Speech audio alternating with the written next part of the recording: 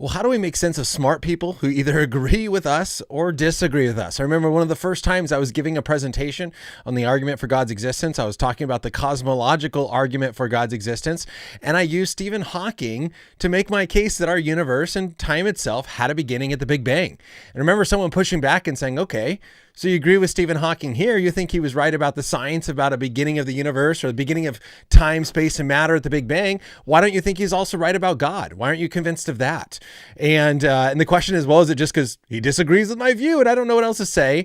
Or can we actually recognize that smart people are on both sides of the aisle, both atheists and Christian and other views that are held by people around the world? And so what does someone's intellect, their smartness, their education, how does that impact or have any significance when it comes to religious beliefs? That is the chapter of Armin Navabi's, or that is the topic of Armin Navabi's chapter 19, Why There Is No God, Simple Responses to 20 Arguments for the Existence of God. Specifically, he addresses this comment that says this: smart people and renowned scientists like X, Y, and Z believe in God, so it must be true.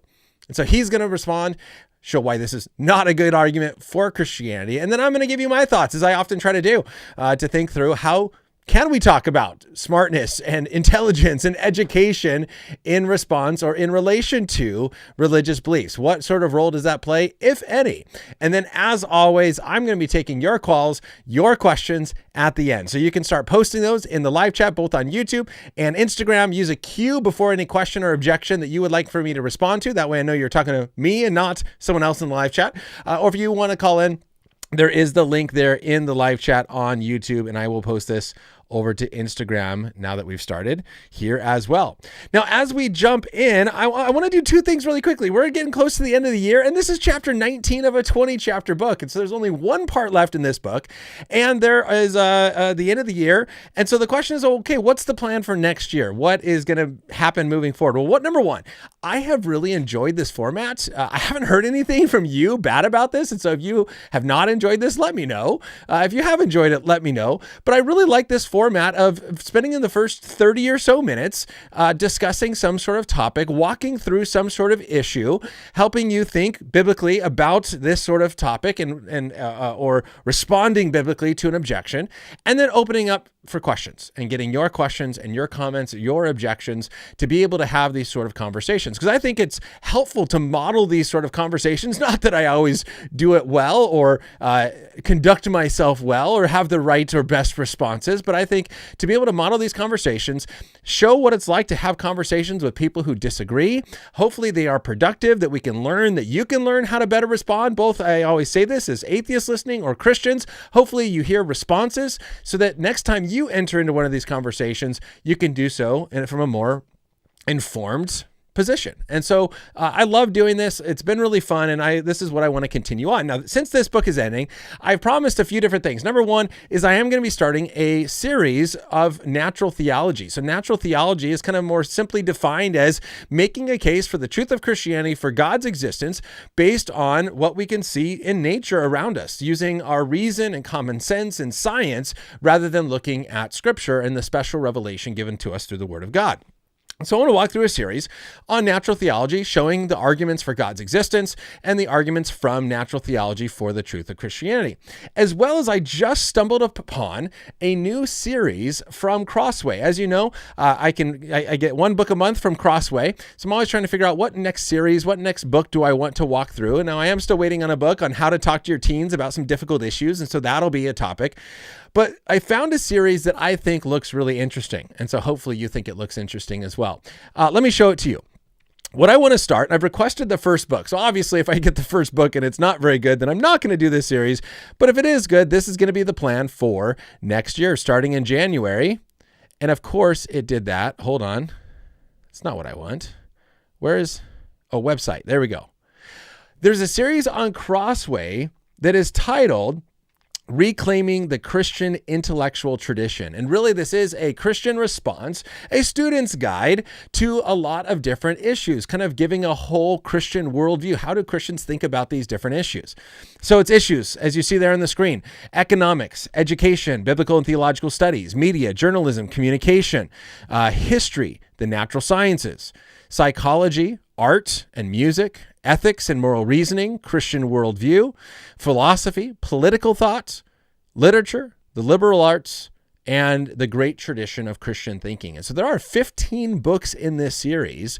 And so I requested one. I think I requested ethics and moral reasoning, just because the question of objective morality has come up so much on the show. I thought, hey, we can start with that. And again, if this is a good series, if this is a good book, then the plan would be to do one of these a month for the next 15 months. This would last over a year. As this Armin Navabi book has lasted a year with 20 chapters, we have this one at 15, but this would be a once a month sort of thing. So hopefully pairing this series, looking at this reclaiming the Christian intellectual tradition, once a month for a show, walking through natural theology would be another show. And so trying to kind of find some different things and trying to, again, help you think well about these things. That is the point of the show, is to help you think well about the Christian faith, about the culture, and really so that we can engage it well, so we can reclaim that Christian intellectual tradition and apply our thoughts deeply to these issues, and having good conversations that build bridges rather than divide people. Now, with that, one last announcement before we jump in is that it is the beginning of the end of the month, which means it's also the beginning of our third annual year-end challenge. And so a group of generous supporters and donors have given above and beyond what they normally do and have pledged $14,000, insane, $14,000, to help us match or meet our 2025 budget, as well as just expand this ministry, help me continue to be able to do this, to be able to get these books, to spend time reading and studying and producing this show and having conversations, hopefully conversations that matter and that are educational and thoughtful. And so their hope is that this $14,000 pledge will challenge you to also jump on board and support this work. And so if you want to continue or allow this to continue, if you have benefited from what this show does and want to give back, if you have learned and want to say thank you, we are in the middle of this challenge from now to the end of the year, trying to match this $14,000 and raise a total of $28,000, which would go to almost half of our yearly budget. We do not have a very big budget, but it does cost money to get these books and to produce the show, and the time spent to study and prepare, and the streaming software and all the things that take place.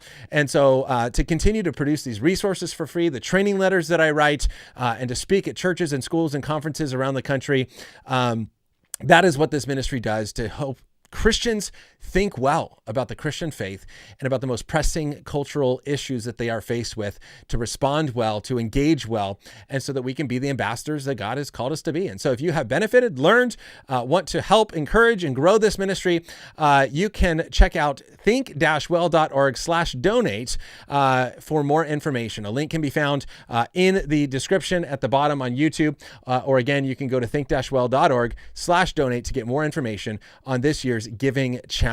Now, with that, chapter 19 of Armin Navabi's book. Well, so welcome, Lewis and Glenn and whoever else is watching on YouTube that I don't know who you are. Welcome to the show.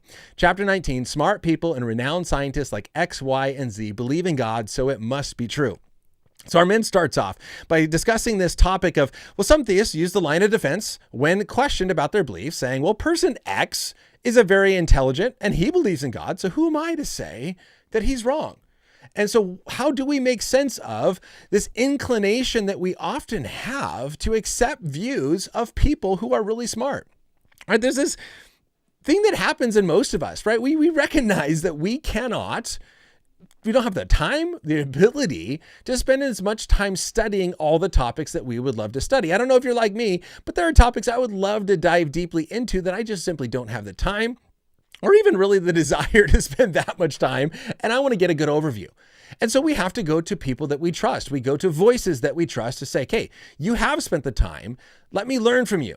Now, does that mean that these people are right? That just because they hold a certain view that they are right? Or is it possible that they could be wrong? Gma Joe, hey, welcome. Glad to see you here from Oregon. Of course they could be wrong. And so just because someone's smart or someone who is trusted, we should not turn our minds off.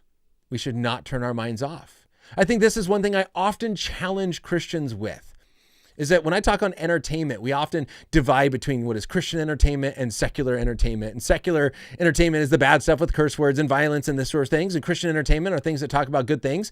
And one of the downsides of kind of creating this line between secular and Christian, and then I just don't engage with anything secular, and I only engage with Christian things, is one downside is that you miss out on some really, really good non-Christian produced entertainment.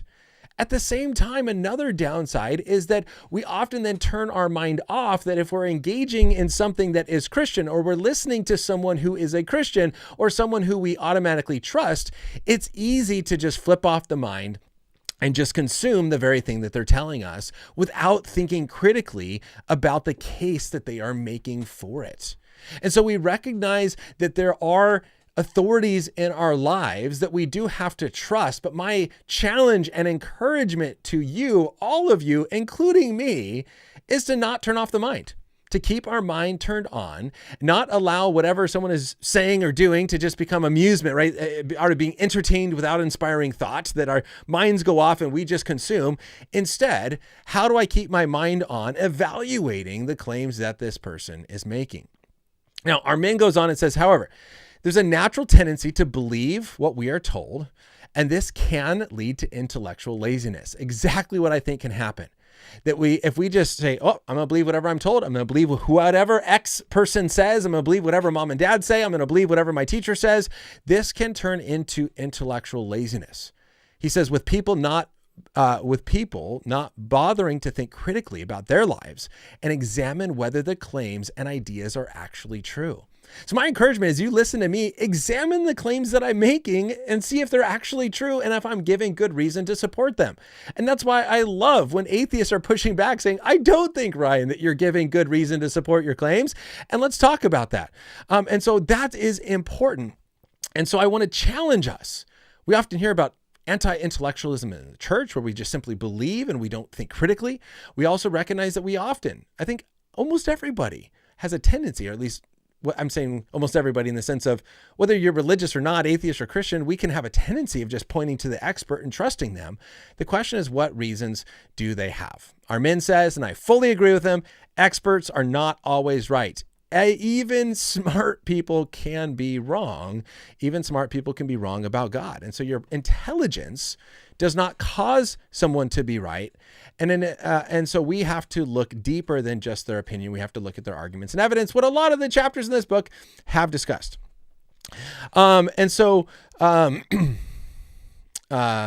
G1 Joe says, I think Jordan Peterson is a great example of that balance of listening to and respecting the path the Lord has him on and forgetting to vet all that he says. Thoughts? Yeah, I don't spend a ton of time listening to Jordan Peterson, but I know that he's had a lot of conversations with a lot of different people on different issues. And so here is clearly a very smart person, but just because Jordan Peterson says something doesn't mean it's automatically true. We do have to vet it. We have to think through it. We have to look at his arguments and his reasons for it. Now, what's interesting then is Armin moves on and makes the case that smart people can be wrong. And to do this, he says, look, don't confuse intelligence with knowledge. Right? Just because you're smart in one way doesn't mean you have knowledge over here. And then he quotes Michael Shermer. This says, smart people believe weird things because they are better at rationalizing their beliefs that they hold for non-smart reasons. So Michael Shermer is the author and editor of Skeptic magazine, and he's a science historian. And so he says smart people, he claims, that believe weird things because they're better at rationalizing their beliefs they hold from non-smart reasons. And again, this is why sometimes it's important to be able to see through the logic that some smart people use. And I want to challenge you to look at my logic and my reasoning in that way. And that's what I'm also trying to do as I walk through this book by Armin Navabi, is I think even last chapter, I was like, look at his reasoning. Man, Armin's smart and he's arguing in this way, but notice how his arguments actually don't lead to the conclusions that he says they do. He's jumping to conclusions, and I think that often happens. And it's possible I'm doing it and others are doing it. And that's why we need to hold each other accountable.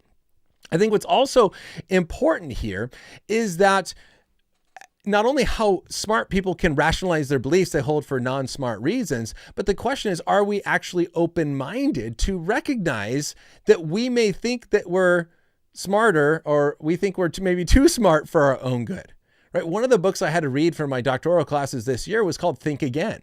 And this idea of like, have you thought through the beliefs that you have? Have you actually thought again about the claims that you think are true, or have you just accepted them and believed that they're true? And then you stop evaluating them. You stop critiquing them.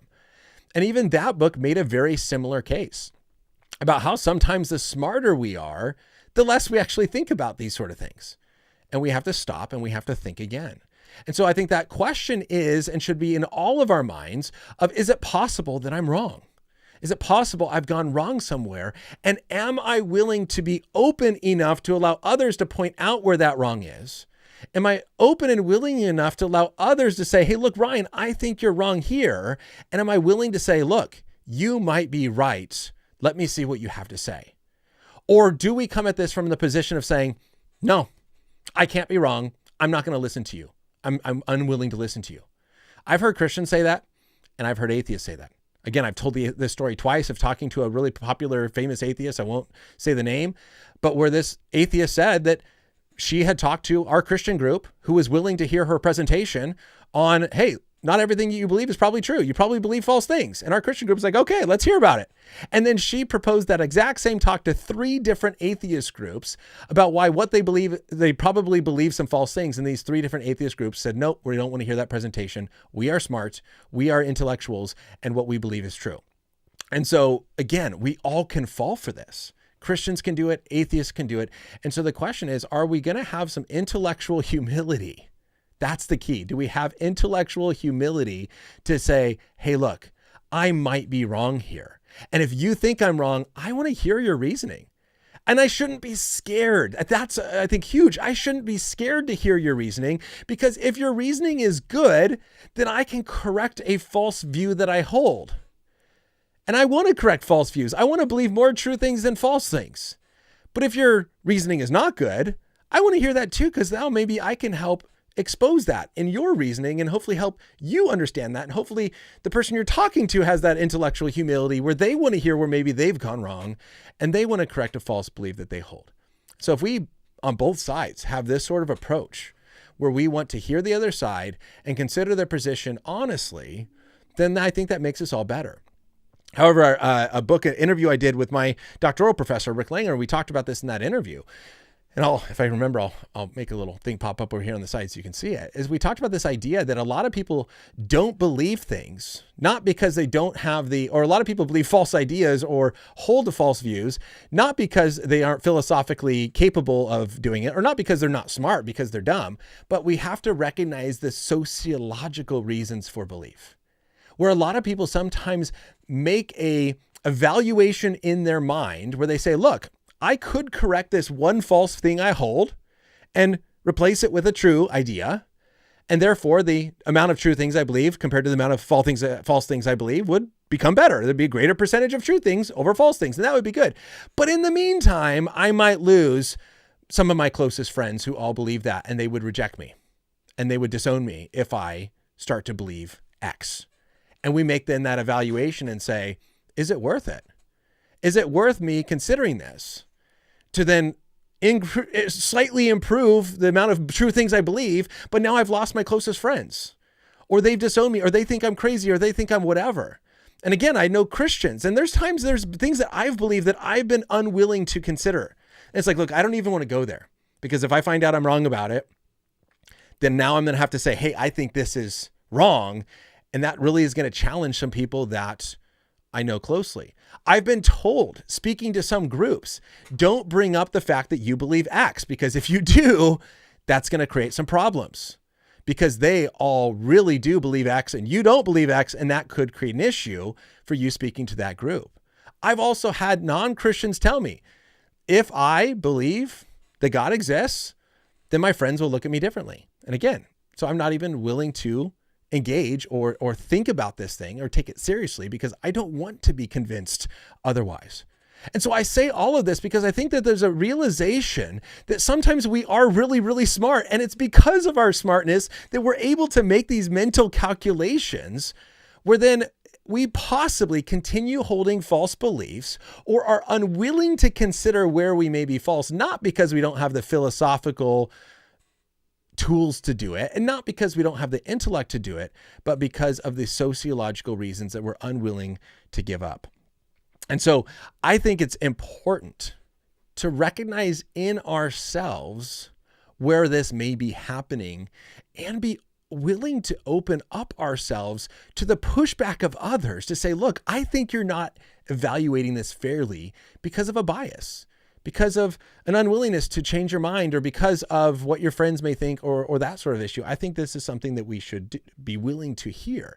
Now, again, we also can't just believe that anytime someone disagrees with us, it's because of these sort of reasons. Maybe they just think that you're wrong and that your reasons aren't good. And so maybe that's the reason, and we actually have to present a better intellectual case. And so maybe it is an intellectual reason. Maybe there is some philosophical training that has to go through, that they don't realize fallacies that they're committing, and we have to walk through that. But other times, I think there's a realization that there are sociological factors as well of why people, as Michael Shermer says, smart people believe weird things because they are better at rationalizing their beliefs that they hold for non-smart reasons. So I think that is very, very true. Now, Armin then jumps on and says he thinks that this argument, or claims that this argument, is an appeal to authority. An appeal to authority is a logical fallacy that takes on the form that normally says person A is an expert in Z. Person A said X about Z, therefore X must be true. Now, I think what's important with the appeal to authority fallacy is you'll often see that this is called an appeal to an inappropriate authority, right? Where if I said evolution is false and you're like, well, what's your reason for it? I'm like, well, my mom said so. And it's like, well, who's your mom? It's like, well, my mom is, a nurse. She has no degrees in evolutionary biology. Then it's like, okay, that's an inappropriate authority, because that person is not an authority in this area. This person does not have knowledge or education or expertise in this area. Therefore, their opinion does not have weight. However, I think if you are making a claim that X is false and the authority you appeal to is an actual expert, has a PhD in that area, now that has some weight. Now, hear me very clearly. That is not evidence. That is not evidence, and that does not mean that it's true. It does not mean that it's true just because X person says it, therefore it's true. Or else I'd have to believe that, for example, evolution is true because Richard Dawkins is an evolutionary biologist. He says it's true, therefore it's true. No, but the issue is this. And again, another atheist, Bart Ehrman, right? He has a famous video online where he's talking about the existence of Jesus. And there are Jesus mythicists in the room that says, well, I don't even see any good reason to believe that Jesus existed. And Bart Ehrman's like, why do? And the evidence is clear. I mean, we know Jesus' brother. We know Jesus' closest friends. We know these people. Like, there's so much evidence. It's filled in my book. And he goes, there is not a single scholar of antiquity or Old Testament or New Testament or Jewish history or Roman history or whatever who thinks that Jesus did not exist. And he goes, now that is not evidence. He goes, but it's kind of like if you're going to argue with evolution, he says, and every single major scientist and professor at every major university says that evolution is true. While that is not evidence that it's true, if you're going to disagree, you better have a good piece of evidence yourself. And I think that is a fair point to make here, that we should not claim that something is true just because some authority says it is.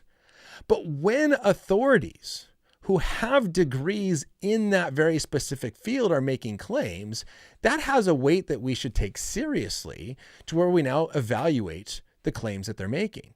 And if a lot of authorities in a specific field are making a certain claim, then the question is, okay, so what then evidence do they have for them all to be convinced of this position?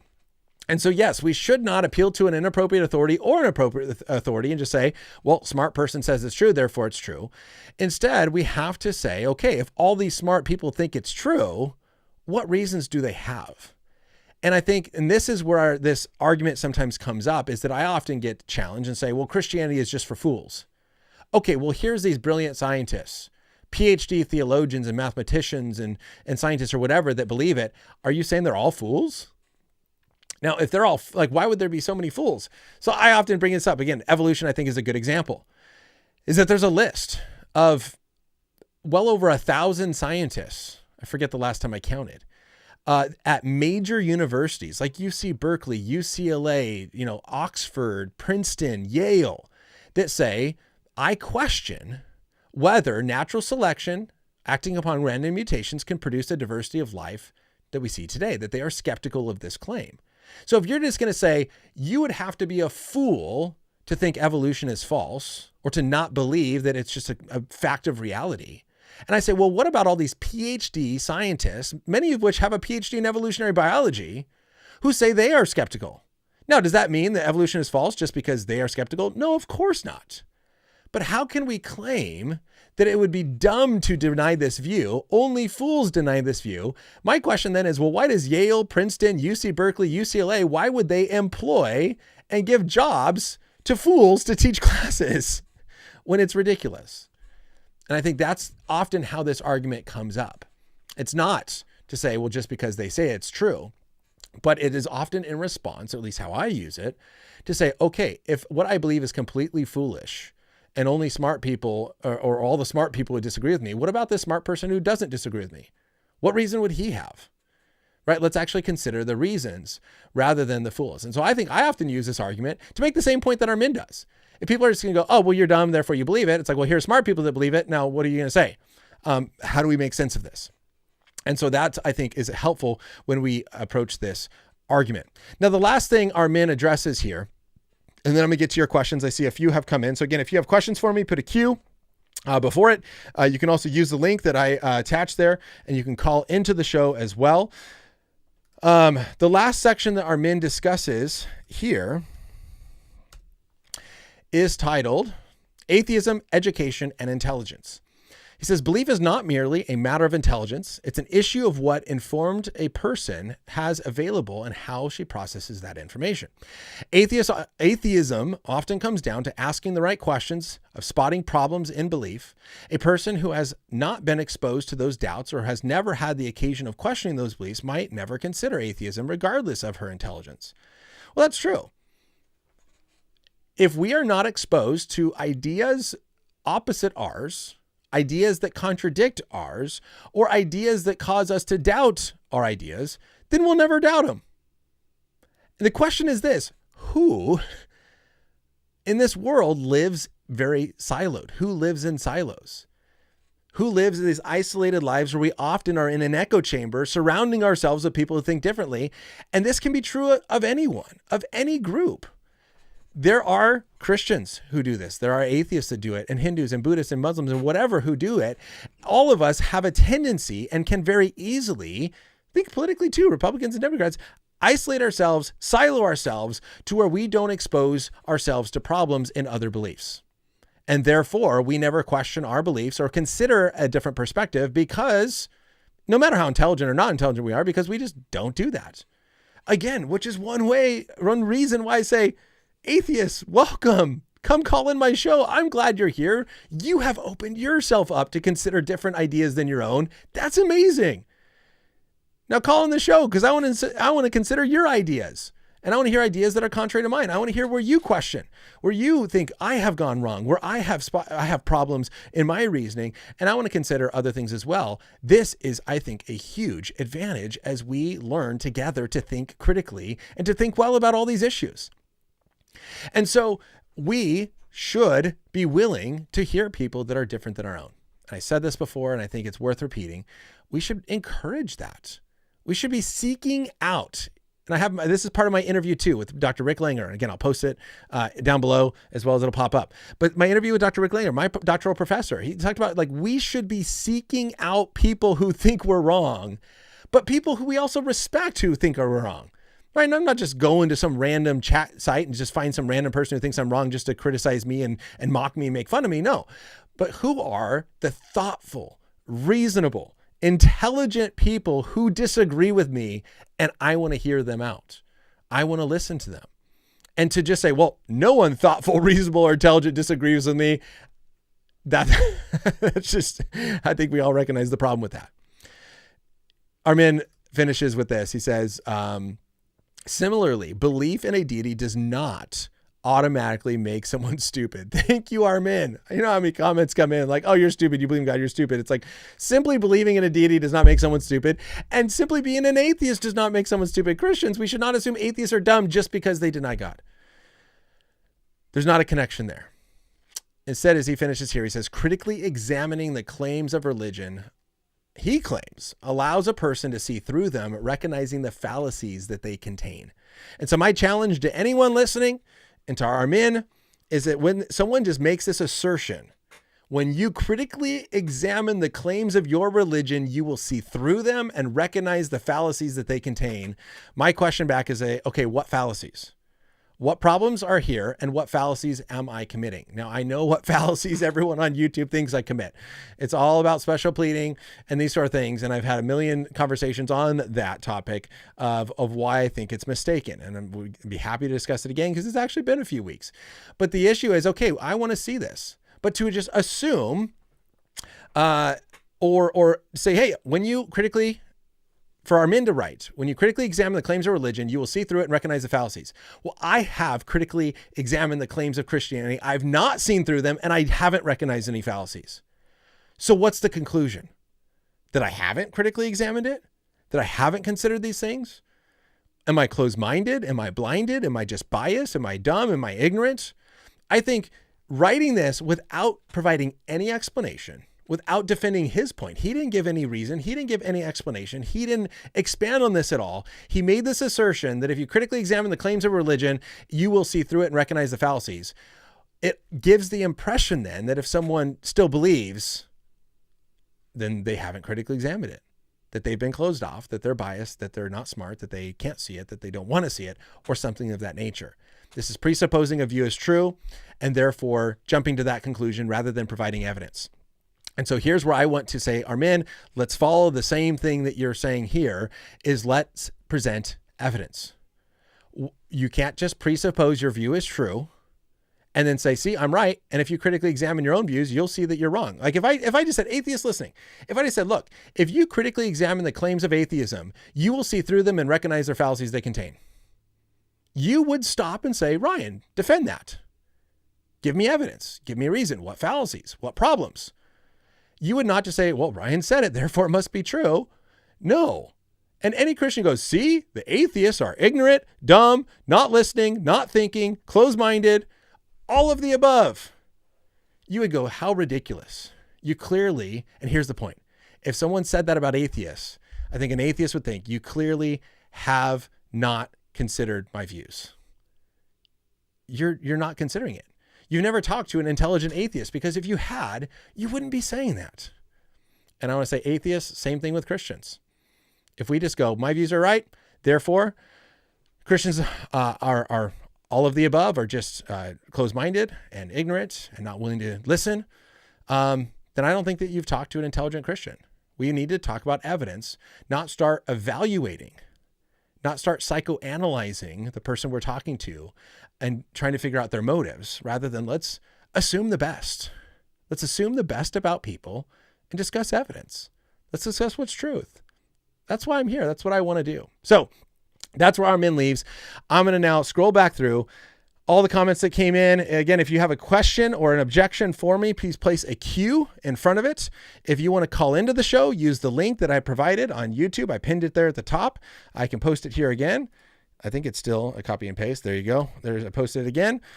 And I'd be happy to take your calls. So let me start at the beginning and I'm going to scroll through as quickly as I possibly can.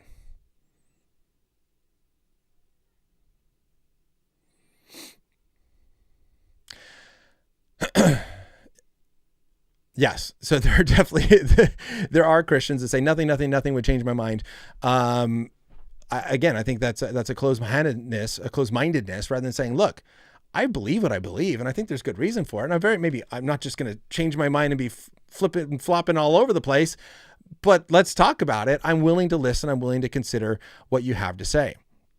So I think that that's a good point.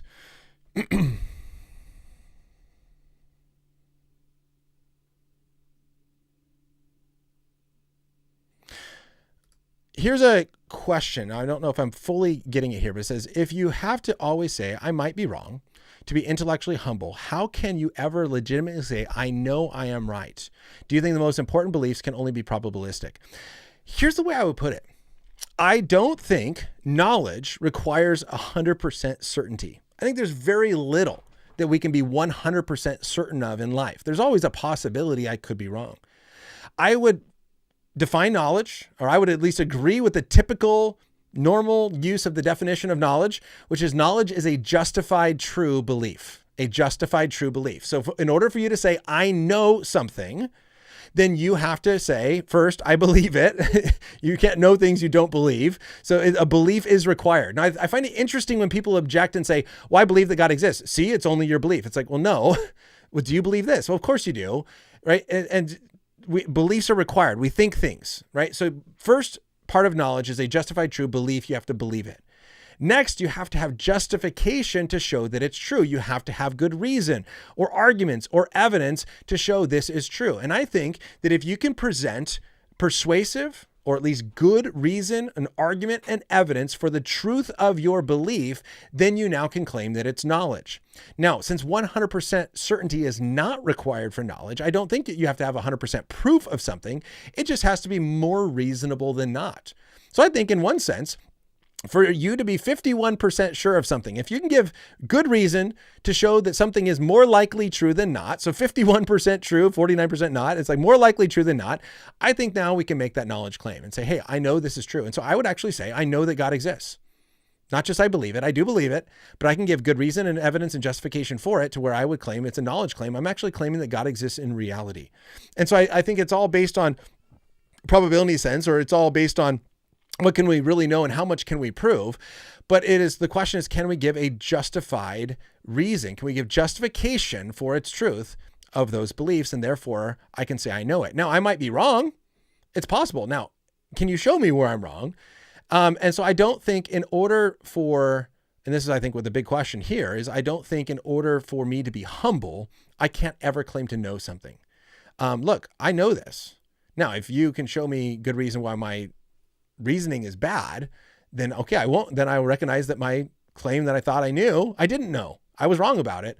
But I don't think just because I could be wrong means I can't ever claim to know. Or else in that sense, I don't think we can really claim to know hardly anything, since we don't have 100% proof of almost anything in reality.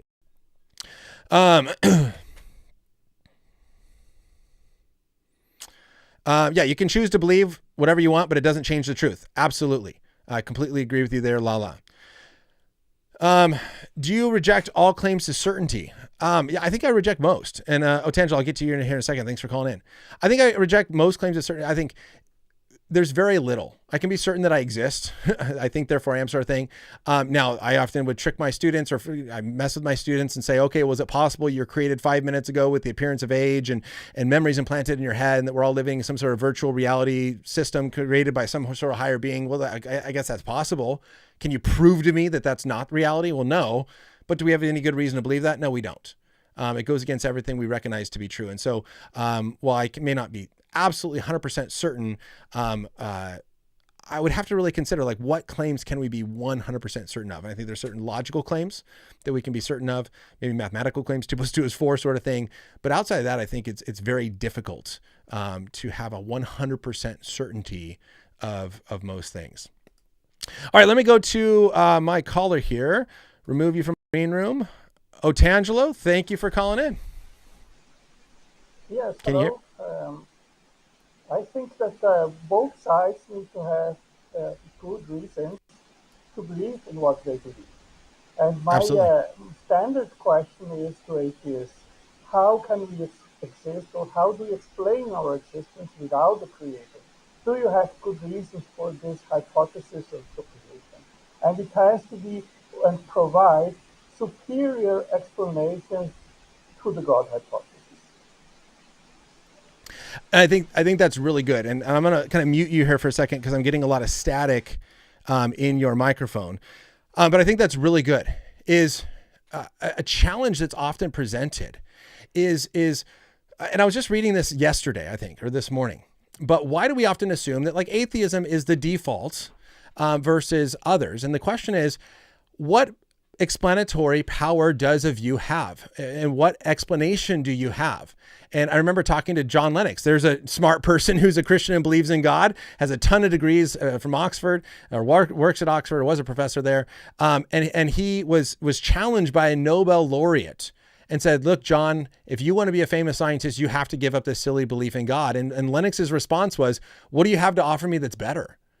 And I think that's a really good challenge and a good question of how do we explain everything around us? And I would say that I'm a Christian, and one reason is I'm a Christian because God is the best explanation for why things are the way they are. Now, if you have a better explanation, I want to hear it, but simply just poking holes in one explanation, but never providing something better, I think doesn't mean that we should automatically switch. Now, you may poke holes to show this explanation is not a good one, but the question I think is a good one that you bring up there, Tangelo, what is better? So back to you. Yeah, I've never seen any atheist providing plausible explanations in regards of the most pertinent and relevant questions in regards of origins, which is the origin of the universe, the origin of life, and the origin of consciousness. And I mean, I've written books on the origin of the universe, physics, and the origin of life. I've just published a trilogy of three books, and I've collected close to 2,000 open questions that naturalistic hypotheses have no answer for them. And it's not just because science hasn't still yet investigated sufficiently, but it is a conceptual problem with naturalism because it lacks some essential features that the cause of the origin of life would require to have, like, for example, to select materials for specific purposes. Yeah. No, I think that's good. I think, what you bring up there, it's helpful, is that there's this cumulative case for the existence of God and the truth of Christianity, where we look at, okay, how do we explain consciousness? How do we explain morality? How do we explain beginning of the universe? How do we explain fine tuning? How do you explain design? How do you explain information and DNA? There's a lot of different things that have to be explained. And the question is, does naturalism or materialism, atheism, however you want to define that view, if there is no God, how then are these things explained? And I think that's really helpful. Now, I'm curious there, Tangelo, is there one of those that you find most convincing or most helpful to yourself? Well, I think that the origin of life is a knockdown, literally, in regards of naturalism, because the problem is really immense. And I think not many people have the slightest idea in regards of the dimension of the problem. And I have made some statistical analysis. And in order for you to have just one protein, which is functional and can exercise anything relevant in the cell, the odds are already beyond what the possibilities are of shuffling in our universe during its entire lifetime. Let's suppose that it has 13.8 billion years. Now, if we extrapolate that to a minimal proteome of about 1,100 proteins, then the number becomes even far, far more staggering.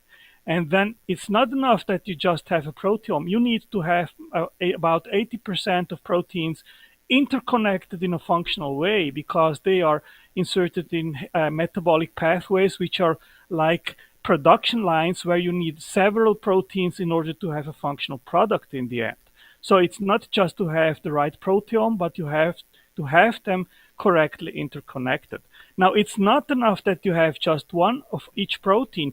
A minimal cell of a bacteria like Pelagibacter ubique has about 50,000 proteins. And you need a minimal number of each, like the ribosome needs thousands in order to synthesize proteins. Now, it's not enough that you have just one bacteria. If you would, let's suppose that all these difficulties and hurdles would be overcome and you would have the first bacteria, the first life on Earth, it would immediately die. So you need actually a population, and it must be a minimal number which can overcome mutations and then start to grow the population. And that number would be about 10,000 individuals. So the odds to have a minimal population of 10,000 proteins is 1 in 10 to a billion. So I think this is a smacking argument against naturalistic proposals. So appreciate you explaining that and walking us through that. Now, Paul writes in here and says, this is just God of the gaps. How would you respond to this being a God of the gaps line of reasoning? And for those listening, if they don't know God of the gaps, this is simply saying there's a gap in our knowledge. We don't know how something happened, therefore God did it. And so that's often called the God of the gaps fallacy. So how would you respond, Otangelo, to this claim that what you just presented there is a God of the gaps? Yeah, this is a good question because I see it very, very often being brought up by atheists. And my answer is this. If I ask you, check in your wallet if there are coins in your wallet, and you check, and you don't find coins in your wallet, and you inform and say, I've checked, and I didn't find any coins in your wallet. Now, this is an information which is based on checking. So I checked, and I didn't find coins in the wallet. So it is not a gaps argument because I didn't check, I say there are no coins in the wallet. I did check and I didn't find any. So the same applies, for example, in regards of the origin of life. Science has had over 70 years now. Let's suppose that abiogenesis research started in 1953 with the Miller-Urey, with the Watson-Crick, which they discovered DNA. We have about 70 years into abiogenesis research. And what science has unraveled is layers and layers of more and more complexity, which cannot be explained by unguided events and causes. So science has checked and has shown that naturalistic unguided causes are inadequate. Now, if you have just two possible explanations, one where intelligence is involved and the other is not, and the no intelligence hypothesis is inadequate, then the other hypothesis by default becomes the correct one, even if we don't exactly know how a creator could have created life. Now, let's say, because I'm looking at the live chat and all the comments that are coming in response to what you're saying here. And so I'm just kind of allowing them to speak to you. Let's say one day we do find a natural explanation for what you described. Would that cause you to reject belief in God? How would your argument change? How would your views change if we one day say, oh, we just discovered origin of life in the lab. There is a naturalistic explanation for how we can get these proteins in life here today through natural reasons only. Yeah, of course we have theistic evolutionists which believe that God simply seeded the chemicals on Earth and then left everything on their own, and then somehow life started and evolution kicked in and so forth. So of course, if I am saying, if someone comes up with a naturalistic explanation, that doesn't mean that God does not exist. I agree with you on that. And of course you can say, even if fine-tuning is explained, it also doesn't mean that God does not exist.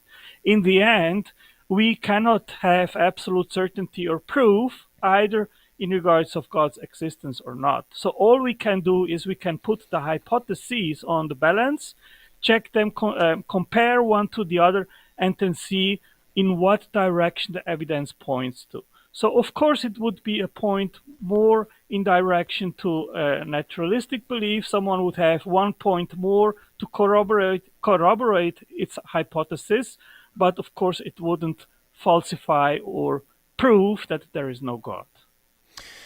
Okay. Now I'm curious because the way in which I often think about this is as I talked about at the beginning of the show, look, I recognize I have a bias that Christianity is true. But I think that when one recognizes their bias, then they are at least better able to put that bias to the side and evaluate things fairly. If I recognize I'm wearing a pink sunglasses and I look at the world and go, wow, everything's pink. It's like, I recognize I have those sunglasses on. I can now actually take them off and try to see things more fairly. If I am unwilling to recognize I have a bias or don't admit that I have a bias, that is, I think, one of the more dangerous aspects is then I'm not able to recognize I have one to be able to take that into consideration when I evaluate the evidence. And so I say that because I think every single person on this planet has a bias. We all have preferences. The question is, are we willing to evaluate it and recognize that? And so I try, when I look at what you have presented here, Otangelo, to say, okay, look, I recognize I have a bias towards Christianity, but let me try to look at this evidence and say, what is the better explanation? Either this is an intelligent cause or this is a natural cause, right? And we do that with everything else in life. You look at Mount Rushmore and you say intelligent cause or natural cause. You look at video games, intelligent cause, natural cause. You look at lines in the sand when you go to like a desert and you say intelligent or natural. Well, that's natural, that's wind.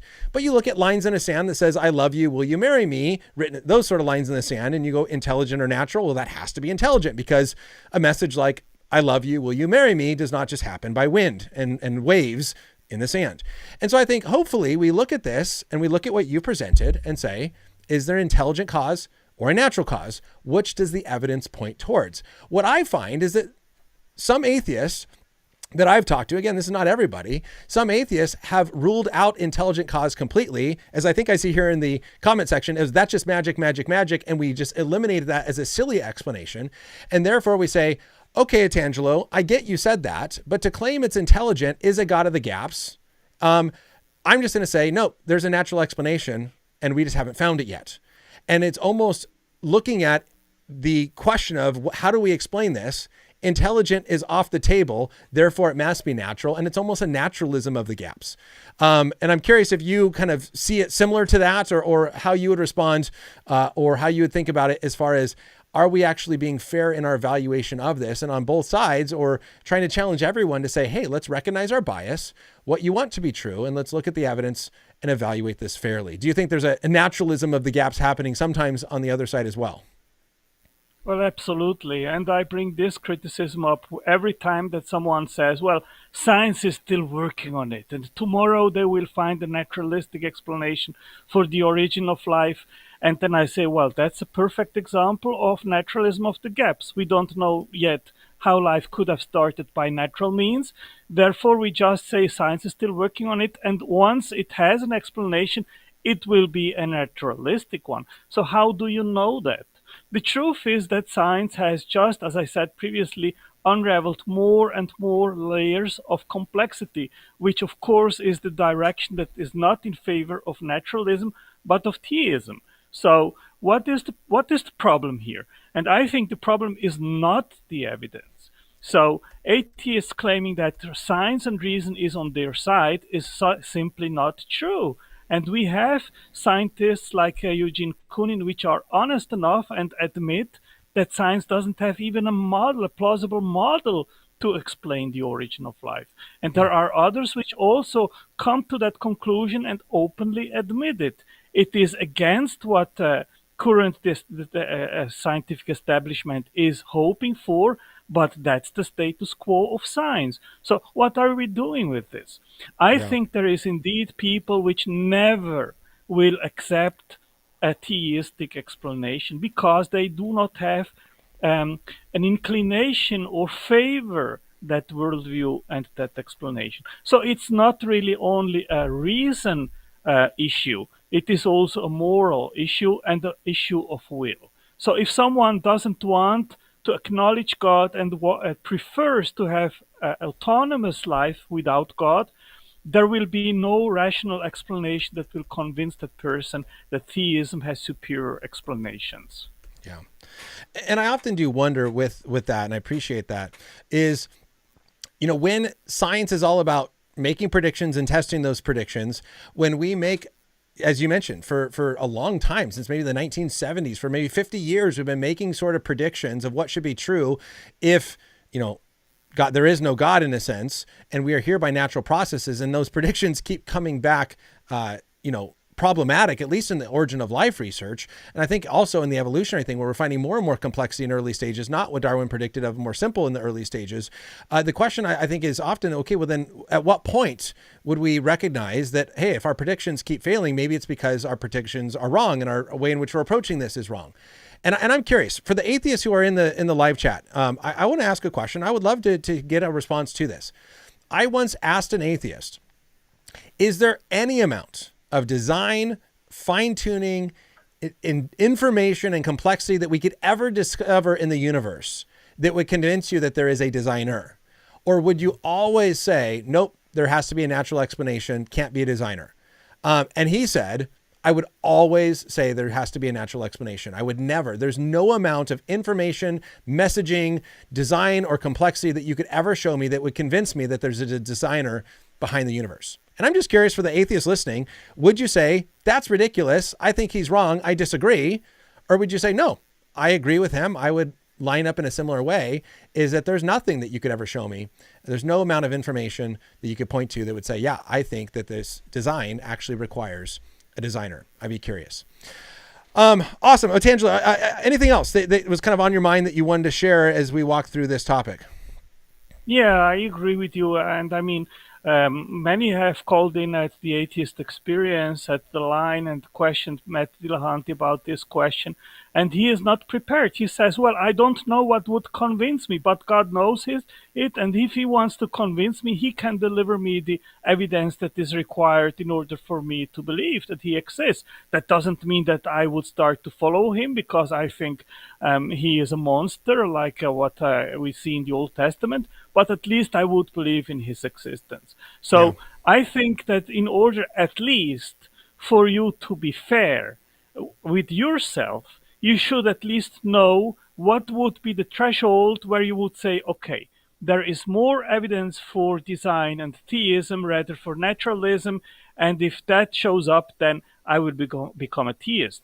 And I have written a paper with 61 predictions which can be falsified based on intelligent design, and they have never been topped. They have never been demonstrated that natural causes can explain these phenomena which I have listed. One you have mentioned, which is codified complex instructional information in DNA. A blueprint is always the product of an intelligence. If someone can demonstrate that the blueprint to make a complex machine can come by natural means, then he has falsified that prediction that it is not possible, at least by based on the intelligent design hypothesis, which makes actually predictions. That's why I say intelligent design is science and can make predictions that can be falsified.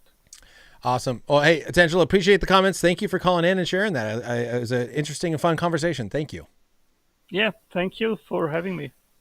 And before I jump over here to James, you know, I do think it's interesting is that I used to listen to the atheist experience, and often it's Christians calling in that don't know how to argue for the Christian faith and don't know how to present good reasons. And these atheists would just pick them to pieces. And it was, you know, kind of embarrassing in a sense.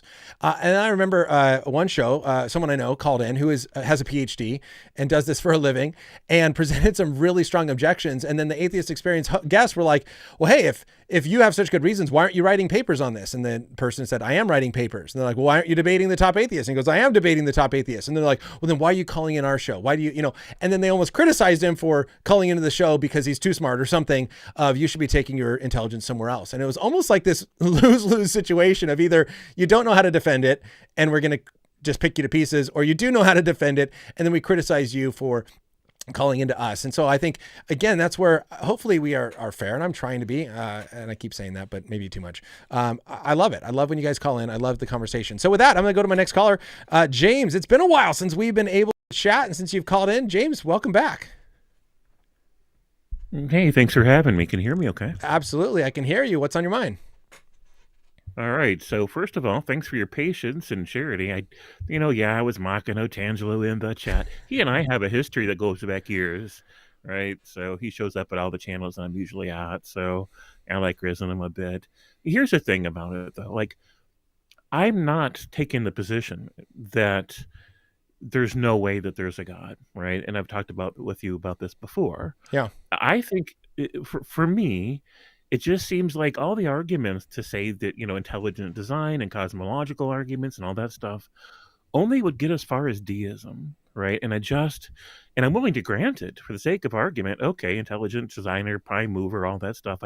I don't think the arguments are great, but I'll grant them anyways. I'm not a cosmologist. I'm not a biologist. I'm not a physicist. So what do I know? I know what sounds right and wrong to me.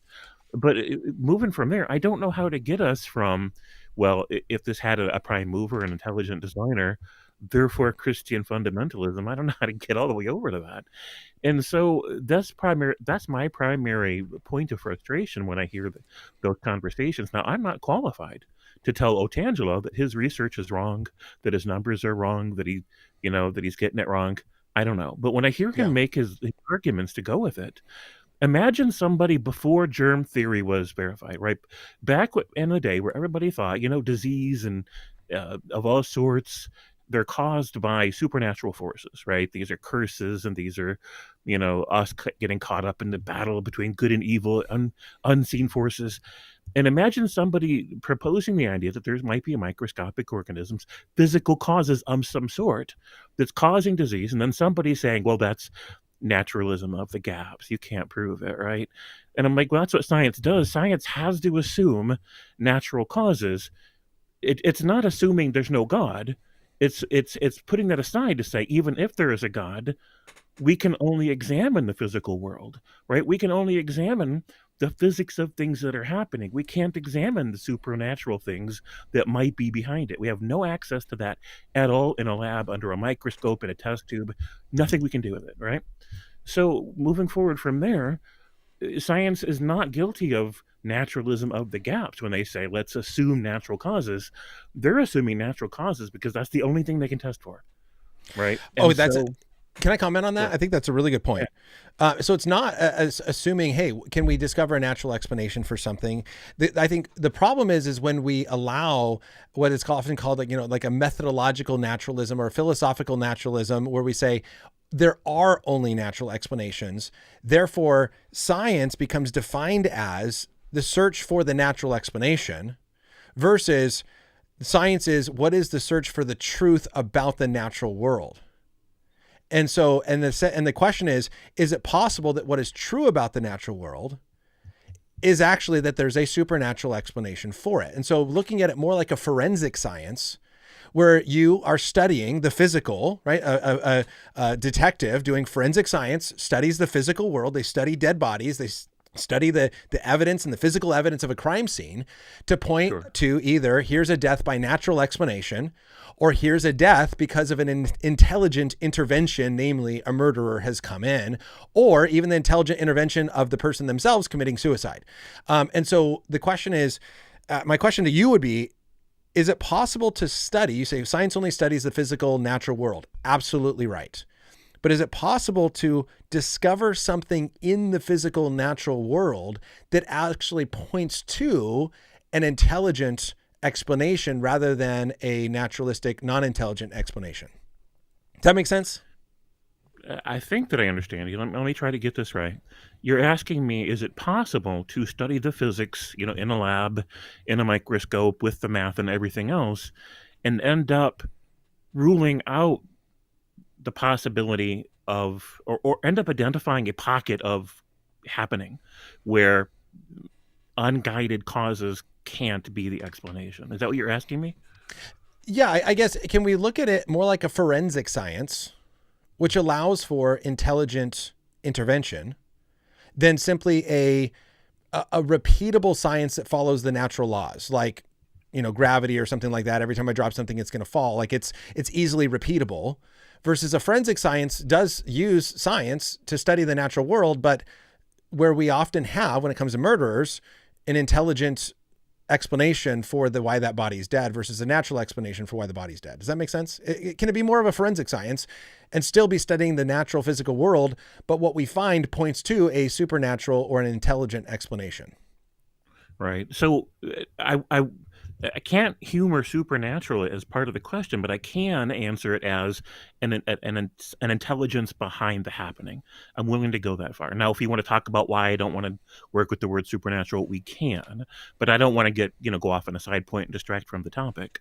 So can we? And this is what Otangelo was trying to do, right? He's trying to say, look, the odds of all these different steps of things happening without a guiding hand behind it making it happen are just so astronomically unbelievable that the most rational, the most likely explanation is that there is an intelligence behind it. Am I steel-manning him correctly on that point? Yeah, it seems like that's the argument. And it's not just it's unlikely to happen, But I would maybe argue, and maybe I don't know if he put it this way, but I would say that whenever we see this sort of detail and information, it always points to a mind behind it. Well, whenever we see that in terms of what humans have done, certainly there's always a mind behind it. But that's that's automatic. Of course there is, right? So, I get what he's saying. In fact, I used to be religious in the way that he is religious, and I remember thinking along those lines. And as I look back at it from the outside looking in, I still understand it, right? I still understand that framework. For me, it's interesting to say, okay, I can admit that I'm not qualified, and I've said this before, right? I'm not qualified to challenge Otangelo's numbers, right? I'm not qualified to challenge the details of what he says is happening on that level. There are people who are qualified, and I've watched them have the debates and the discussions and the lectures. I've been over at Erica from Gutsick Gibbon and all these other channels in the network, and I'm always impressed with the arguments that they bring, but I'm a layman. I have to assume that they've really done their homework because I have no way to verify which side of those debates are really bringing the facts.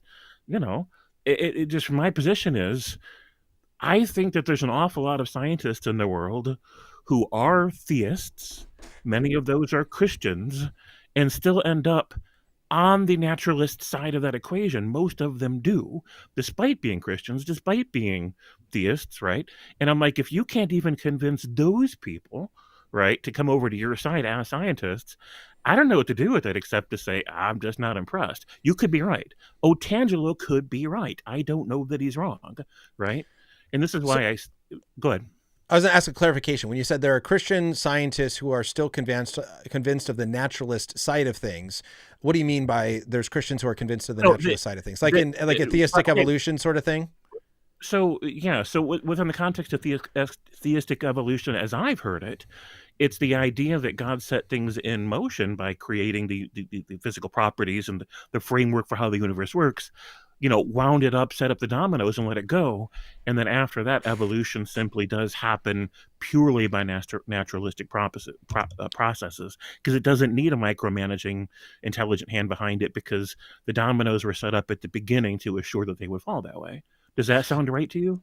Yeah. So I would just say, if with that person in mind, they're still not on the same page as a naturalist who says everything came about by purely naturalistic causes without any intelligent intervention at all. The Christian scientist there is absolutely then going to say, well, no, God was required to set up the dominoes for them to fall. You don't get the dominoes being set up without God. But yeah, once God starts the first domino, then they all start falling by natural causes. But what pushed over the first domino? So I think that scientist, even as you described him, is still in a very different position than most naturalists who are also atheists. It says, no, that those dominoes somehow got set up and started falling without anyone to set them up or push them over. Right. So if that's the thing, though, Otangelo is looking for evidence of a guiding hand, proposing evidence of an active intelligence, micromanaging the development of things, right? And his position is that evolution isn't true at all, right? And because it can't be true, it can't have happened. Whereas you have a bunch of other Christians who are scientists and physicists saying it did happen. The thing Otangelo is saying couldn't have happened did happen. And those are people who are Christians and theists. Now, but it's a separate issue to say, how can it have happened if evolution's true, if abiogenesis is true, then can it have happened without a guiding hand? And that's where the Christians and theists come over to Otangelo's side on that other issue. Then they're on his side to say it can't, even if we propose evolution and abiogenesis, it had to have a guiding hand. That's where the theists and the Christians generally will come in, because they happen to believe that there is a God. I don't know how many of them reasoned forwards or backwards on that point, but for me, it's all just moot, because that just, okay, if I humor the idea of there's a prime mover and because there must have been, and there's intelligent design because there's it, I don't see it, but I understand why people see it. Maybe it's there, maybe Otangelo's right. That just doesn't get me anywhere except kind of a sort of a deism. And I don't know how I'm going to get from there to Christianity. Does that make sense?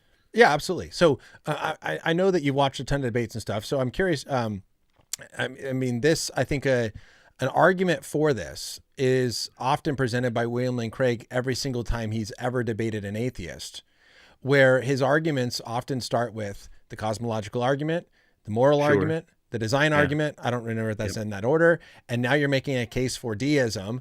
But at the same time, those three arguments make a case for a very specific type of God, a God who is intelligent to design, a God who is morally good to create morality, a God who is powerful to create an entire universe. But then he always steps in then into the evidence for the resurrection. And so then the question is, okay, if you, James, are going to accept, for the sake of argument, let's say you do accept this deism and say, okay, these arguments do go through, there is some sort of a God. I think the rational next question is going to say, okay, who is that God? Has this God ever done anything that to reveal himself to us?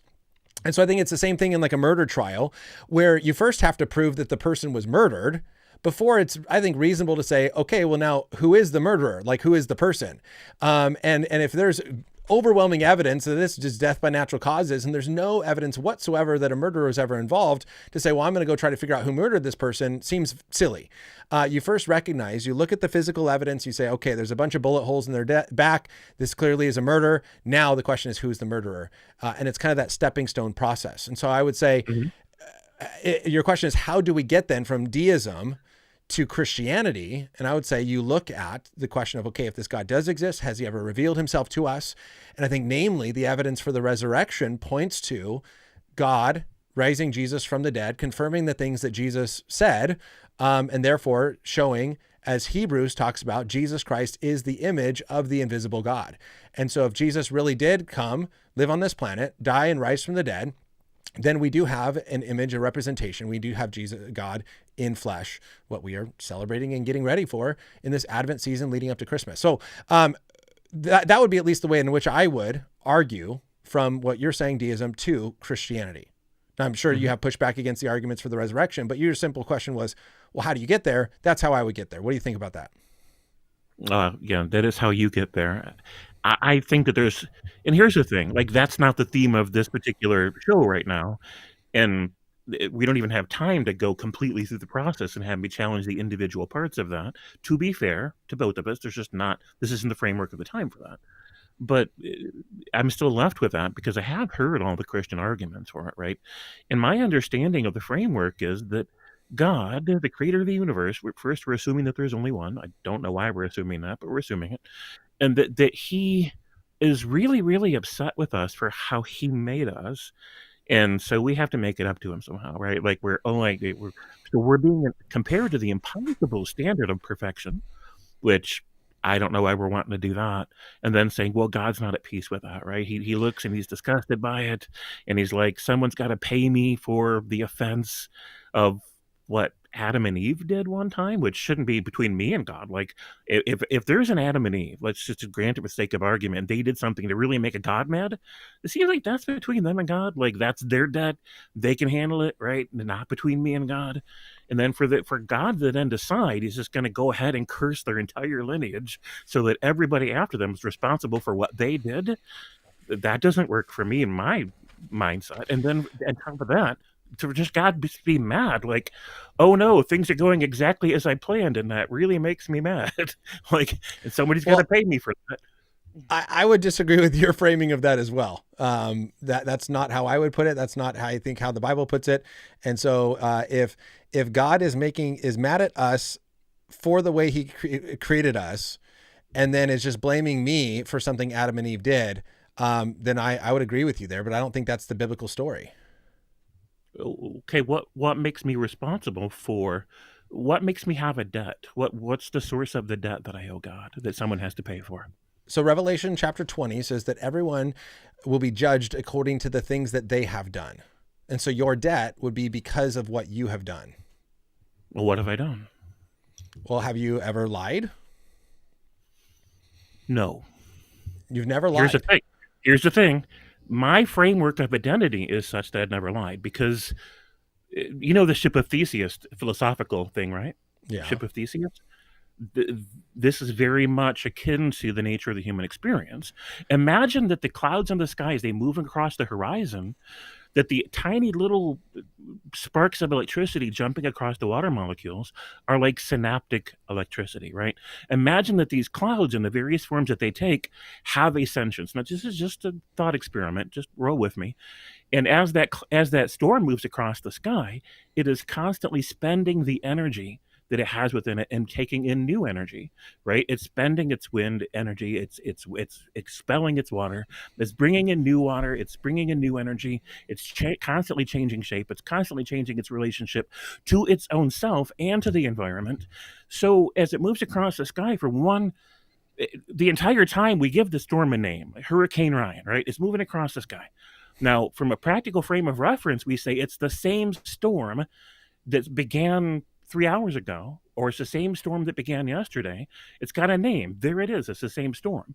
From a practical frame of reference, that's true. But from a technical frame of reference, it's not, because everything that defined the storm 3 hours ago or a day ago has been replaced by something else. It now thinks differently. It now moves differently. It now relates differently. Everything about it's different. I am not the same person that was born with my name and fingerprints and genetics 53 years ago. That's not me. That person has been continually replaced, like a storm moving across the sky, by an all new person continually. Everything about that person, the way that they look, the way that they think, the way that they move, the way that they relate, the relationships that they have, the way that they sound, everything that's meaningful is different than replaced by somebody else. I'm not that baby, but I identify with the baby as a narrative, as a story, because I've continued the lineage that I've inherited, the position and relative position and momentum in the universe way back from then, a continuation of events. So with all that being the case, if an 8-year-old kid named James Apperson lied one time, just as an example, and later on he was replaced by somebody who, through the process of maturation, through the lived experience of growing as a person, became somebody new that wouldn't lie about that thing anymore, or wouldn't do this other thing anymore, that means that he had died to his former self, a phrase that I know you can appreciate as a Christian, died to his former self and been born anew as this new creation on that one issue, on that one part of his mind and his psyche and his presence in the world. And so does this make any sense? I'm not the guy can I ask you some clarification on that? Because I think I'm following you. All right, go ahead. How often do you become a new creation? So if we have to give it an interval and set times to start and stop, I would say the closest we can come to giving an interval is every morning, because when we go to sleep, we experience unconsciousness, which can be likened to death, because we are not experiencing sentience, right? Okay. And then we have this phase of our REM sleep where we process memories that we've inherited from the prior day's person, and then we change a little bit in subtle ways, and then we wake up. We're born in that way to this new framework that's changed just a little bit from the day before. But in reality, it's more like the storm moving across the sky. It's not a slideshow. There's not an absolute start and stop to each next thing that we call a different storm. Does that make any sense? The real point being, go ahead. Oh yeah, sorry. Make the real point, and then I'll have some other questions.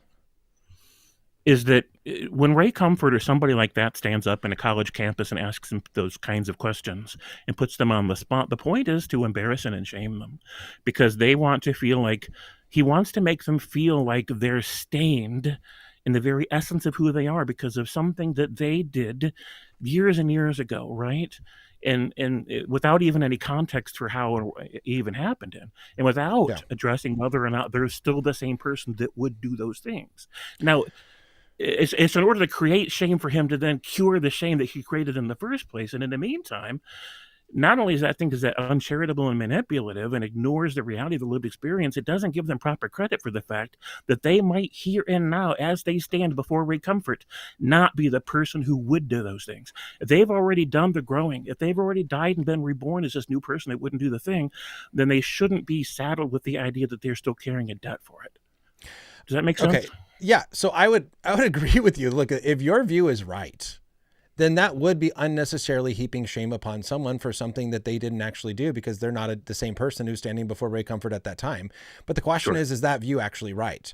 Now, so here, what I would be curious about, if you're going to claim that we are like the storm, and so literally almost every single moment we're different. So that would mean I've talked to almost who knows how many James Appersons over the course of this conversation, since every moment you're a different person, and therefore you have no no identity that sticks with you. But at least if you're going to say every moment you're a different person, how would you then apply, let's use Ray Comfort's thing, to a judge who says 5 years ago you committed murder, and that person says, nope, I did not. I am a different person now. The person standing in front of you is not the same person that committed murder 5 years ago, and therefore I am innocent. I, the person standing in front of you, has never committed murder.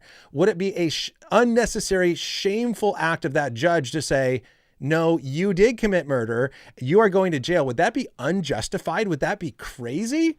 Or is it fair to say you did commit murder, even though your thoughts are different, your feelings are different, and you have changed? You as a fundamental identity have remained the same. So I'm just curious how you would apply this to actual law and, let's say, murder from someone 5 years ago. Right. So this is almost identical to the conversation that Dr. Robert Sapolsky has had a few different times over the last few years with different people. And man, wish I could remember exactly how he put it, but you're probably familiar with Dr. Robert Sapolsky, right? His work? I don't know specifically. It doesn't ring a bell. All right. So he's a scientist with many different credentials. He talks a lot about why we know that we don't have free will, right? And so he's somebody that's quoted even more often than Sam Harris is on the point. But he's a very qualified scientist to talk on the issues. And he talks about actual case studies and case events where that exact argument has been made, where because there was a tumor removed from somebody's brain or some other identifiable physical cause, and they've been through all kinds of testing, including brain scans and stuff, that they can definitely verify this effectively is not the same person who did the crimes. And so the judge would hear that, and generally speaking, you can expect that the judge, with sufficient evidence to convince them that that's the case, will rule that this person is not guilty and should be set free. So then the question is, and here's the other thing, like, to really hash this out, we have to understand why free will isn't a thing. And we don't have time for that discussion either, to be fair. We got 5 minutes left. And Mirza, I see you're sitting on the call. I've taken a lot of calls from you. So sorry, Mirza, we only got 5 minutes left. I don't think I'll be able to get to you this week, but I'll be back next week for sure. But yeah, we got 5 minutes. So I don't know if we can get into the full free will debate. So we don't. You're absolutely right, we don't. But my answer to that would be, look, if somebody murdered one of my own children and their defense in court, to put myself on the other side of the equation, to be fair, was that I'm not the guy that did the thing, right? I would require a lot of convincing that they're no longer dangerous, right? If they don't have a justified explanation for how it was self-defense or a misunderstanding or whatever, I would need a lot of convincing. I don't know if the judge would need, but I would need a lot of convincing that they're not the same person. But I have to allow for the possibility.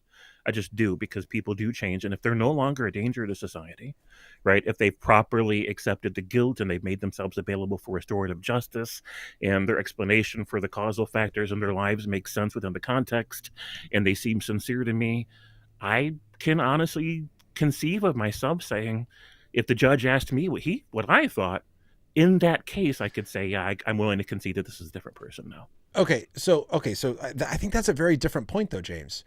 To say, look, I think that there's been a change of heart. I think this person is no longer dangerous to society. Therefore, maybe they shouldn't receive the same punishment, or I want to give them a break. The fact that you brought up tumors is an example of there are physical things that can cause us to do things that we would not have done otherwise. Like, these are real things that can happen. But that's a very different point to say, I did not commit murder. To say when that person is the one that committed murder 5 years ago. And for a judge, without any of these other reasons, like, let's say they didn't have a change of heart. Let's say they didn't have a tumor. Let's say they didn't have any of these things, but they simply just argue, look, I am like that cloud and I am different. That is not me. There is no core identity that sticks with me as my body and thoughts and things about me change. There is no consistent or enduring I. Therefore, I did not commit murder. Therefore, I should go free. Somebody could say would you that. go, okay, you're right. He didn't commit murder. All right. So here's the thing about that. For someone to be messed up enough that they would commit an actual murder, right, without any special situations that could kind of rationalize it or justify it. If it's only a day later or a year later or 5 years later, it's such a grievous state to be in, that I would have a hard time believing that they've gone through enough real changes to no longer be the person who would ever do such a thing. Possible. Well, hold on. Can I just jump in? Because we're short on time. So it's not, have they changed enough to not do it again? The question is it fair to throw someone in jail for a crime they did not commit? We don't imprison someone because they might do something in the future. So it's not asking the question have they changed enough to not do it again? The question is it just to put someone in jail for a crime they did not do if they were not the same person back then as they are now? If they didn't do a crime, no, of course we shouldn't throw them in a jail cell. If someone didn't so someone who committed murder and then says, I'm not the same person before. I'm the cloud who changes at every moment, every morning. I'm a new person. I did not commit that crime. Therefore, I should not go to jail. Right, and this is why I said we can't give a start and stop point from my point. It's not a slideshow, right? We don't become 100% new person. We're the ship of Theseus. We've changed a slight bit from the day before, and from then we changed a slight bit from the day before that. Yeah. So it takes many years for someone to change so much that if they were a murderous kind of a person in this particular day in their life, that just a year later they're not now. No, they still would be. They would at least have such a similar psychology. It's reasonable to expect they would still be a danger to society, even if they say they're not. It's reasonable to say that you're at least close enough to that same person that you carry the responsibility.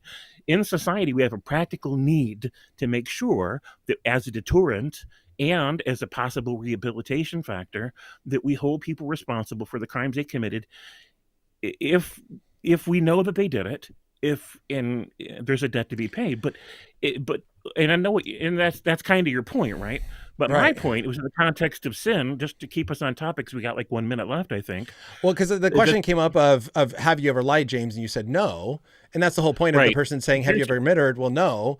So for you to say I've never committed a sin because I'm not the same person who committed those sins, then I'm trying to give another example. I'm trying to give a real world situation in which we would all recognize that's not how this works. That because you have a similar identity, and if we are purely, and I talk about this more with my interview with Eric Hernandez on the existence of the soul. Yeah, I saw that. Yeah, but the idea is if we are purely physical beings and there is no free will, then what you're saying is true. Then every time any sort of change happens in me, I am a different person. Therefore, we can't hold people responsible. Not a completely different person. So we need to hold people responsible for those two reasons. One is a deterrent, which it doesn't apply in a heaven. There's no need for the deterrent, right? And so can't be the justification for not letting people in. And also because there's just a debt that needs to be paid, but the debt that needs to be paid to the victims, right? And if somebody has wronged me, no matter how grievously, if they make themselves available to restorative justice, they admit what they've done, they say, it wasn't right that I do it, I acknowledge the pain and damage it's caused in your life, and I want to make myself available to restorative justice with you, I'm going to give them an opportunity. I'm not going to say, well, you did a thing a long time ago, and I'm never going to forgive you, and so you've got to go to some kind of a hell forever, right? That's not a thing. So let me offer this, and I'll give you the last word, since this is kind of how the call started, and we just hit 3:00, which is my ending time. I don't think that people are punished simply because Adam and Eve sinned. As I mentioned before, Revelation talks about how we are punished according to the deeds that we have done. Now, in a Christian view, Jesus was asked about the law and the prophet, and he says, here's a summary of all the law of the prophets. Everything can be summed up in love the Lord your God with all your heart, soul, mind, and strength, and love your neighbor as yourself. So if the first commandment is to love God and have no other gods before him, to honor, in that sort of sense, if the greatest commandment is to love God and atheists do not love God, then they are not doing the thing that they are called to do, and therefore they're missing the mark. And so it's not being judged by some other standard or by what Adam and Eve did. It's that we have actually done wrong. And in a Christian view, and where I think we are fundamentally disagreeing, is that your identity does remain. When I say I was born in 1988, there is an I that existed then that is the same I now, and I have maintained my identity has endured while my body changes and my interests change and my like change and my desires change. It is still me. There is that fundamental I that holds these sort of things. And so therefore, when I make mistakes, when I lie, when I disobey God, when I commit wrongs, then I am now responsible for those wrongs. And so in the Christian view, then we are being punished for wrongs that we have committed, wrongs that we have done that we have not repented of. And so I think that's very different than maybe the way that you originally characterized it and how I would explain it. And why I think, again, this is why the conversation that you're bringing up of, is there a core identity that remains the same? Do we change like the cloud changes, like theistic changes? Can I be responsible and say, well, no, I've never sinned because the current me has never sinned because I'm different than I was before when I made those mistakes? Well, I would say, well, that's where the Christian view diverges and is different. And therefore your view, it seems like, is saying, well, the Christian view is very unfair. And I go, well, yeah, within your framework, it's unfair. But within we have to judge a view by its own framework. And I'm saying within the framework of Christianity, it's that you are responsible for your choices and that those who have done wrong deserve punishment. And that is what God is doing, is that he is giving just punishment for the things that we have done. And therefore it is not unfair or unjust of God to do that. So I think that's just a clarification on how I think, or why maybe we're seeing this very differently and why maybe you think it's very unfair. So I'll give you the final thoughts, then I do have to run. All right, really quick. As far as the point of the idea that people are basically rejecting God, refusing to love him, and that they are responsible for that decision, I would direct people to Dark Matter 2525's video, The Real God and Epiphany, that carefully explains how that's not at all a rational and fair proposition.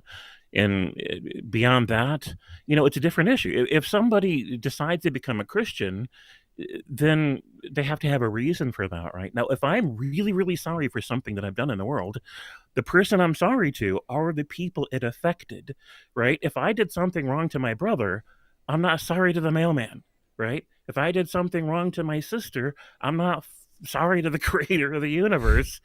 You know what I'm saying? And especially if the reason I did something wrong that offended them, if it wasn't malicious, if it wasn't intentional, it was just incidental to the fact that I'm a flawed human being, right? I had this moment of selfishness or short-sightedness or unfairness or whatever, right? If I was created that way, then the only person who doesn't get to complain is the person that created me that way. Everybody else gets to. He doesn't. To be rational and fair about it, right? So there's just so much more we could talk about this. You can tell I could go for another 20 minutes if we had the time. Call in next week. Absolutely. I appreciate your time, and thank you so much. Thank you, James. Appreciate it. Have a wonderful rest of your day. You too. Bye. All right, everybody. Well, hey, next week, Tuesday, 1:30 p.m. Pacific time, every week is when I do the live show. We're going to be talking about the very last chapter of Armin Navabi's book, Chapter 20, How Can We Really Know Anything? Again, I'm going to walk through the chapter, share my thoughts, and then open it up to your calls and questions. I love this. I thought that was so much fun to hear both from a Christian arguing for God, as well as hear from non-Christian and arguing kind of against my views. It's a blast. It's fun for me. Hopefully it is good and entertaining for you as well. Again, some fun stuff coming in the pipeline of next year. Looking at a lot of different books and having a lot of different topics. I'd love to hear your thoughts on that as well. This is the end of the year giving challenge time. Here we are in the month of December. Again, generous donors have pledged $14,000 to try to challenge you and encourage you to join up, partner with them, and to give as well. And so you can go to think-well.org/donate for more information on that to help us meet this $14,000 challenge and continue to fund this ministry, allow us to continue to produce content, to have these sort of conversations, to model the conversations, and to think critically from an atheist Christian perspective, and hopefully think well about all areas of life. So if you've learned, benefited from, or appreciate what we do here on this channel, I want to challenge you and ask you, would you consider giving and supporting this work as we close out the end of this year? Think-well.org/donate is where you can do that. So with that, other videos are going to pop up here on the side to continue to help you think well about the Christian faith and the culture so that you can engage the culture well. Until next week, see you then. Have a wonderful rest of your week. Have a good time. And I'll see you guys next Tuesday, 1:30 p.m. Pacific time. See ya.